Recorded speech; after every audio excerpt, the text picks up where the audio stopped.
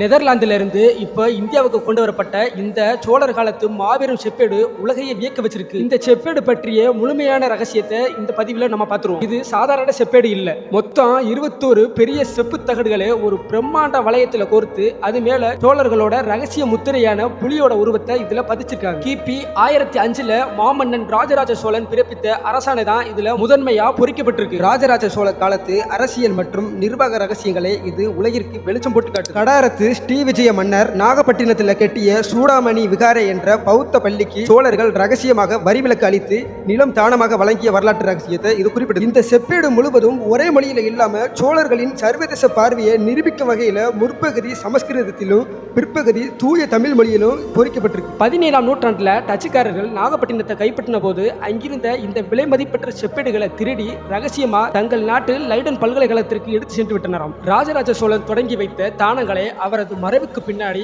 அவரது மகன் ராஜேந்திர சோழன் தனது ஆட்சி காலத்துல உறுதிப்படுத்தி முடித்து வைத்த விவரம் இதுல இருக்கு. அன்றைய சோழ நாட்டு கிராமங்களின் எல்லைகள் எப்படி வகுக்கப்பட்டன, நீர்ப்பாசனம் எப்படி இருந்தது போன்ற பல புவியியல் ரகசியங்களை இந்த செப்பேட்டின் வரிகள் நமக்கு கற்றுத்தருகிறது. சோழர்கள் தீவிர சிவபக்தர்களாக இருந்தாலும் மாற்று மதமான பௌத்த மத பள்ளிக்கு இவ்வளவு பெரிய கொடைகளை ரகசியமாக வாரி வழங்கியுள்ளனர் என்பது அவர்களின் மதச்சார்பின்மைக்கு ஆக சிறந்த சான்று. தமிழனின் அறத்தையும் வீரத்தையும் போற்றும் விதமா இந்த செப்பேட்டை நெதர்லாந்தில் இருந்து மீட்பதற்காக இந்தியா மற்றும் தமிழக தொல்லியல் துறை சர்வதேச அளவில் பல ரகசிய பேச்சுவார்த்தைகளையும் ராஜதந்திர உத்திகளையும் பயன்படுத்தி இதை மீட்டுள்ளனர். தற்போது இந்த செப்பேடு தாயகம் வந்திருப்பது கீழடி மற்றும் கொடுமணல் அகழ்வாராய்ச்சிகளுக்கு பிறகு தமிழர்களின் கடல் கடந்த வணிக பேரரசை நிரூபிக்க கிடைத்த மிகப்பெரிய வரலாற்று ரகசியமா இது கருதப்படுது. நம் பாட்டன் ராஜராஜ சோழனின் இந்த வரலாற்று பொக்கிஷம் தாயகம் மீண்டதை பற்றி நீங்க என்ன நினைக்கிறீங்க? கமெண்ட் பண்ணுங்க. இது போன்ற வரலாற்று தகவல்களுக்கு தமிழ் துப்பறிவாளன் சேனலை சப்ஸ்கிரைப் பண்ணிருங்க.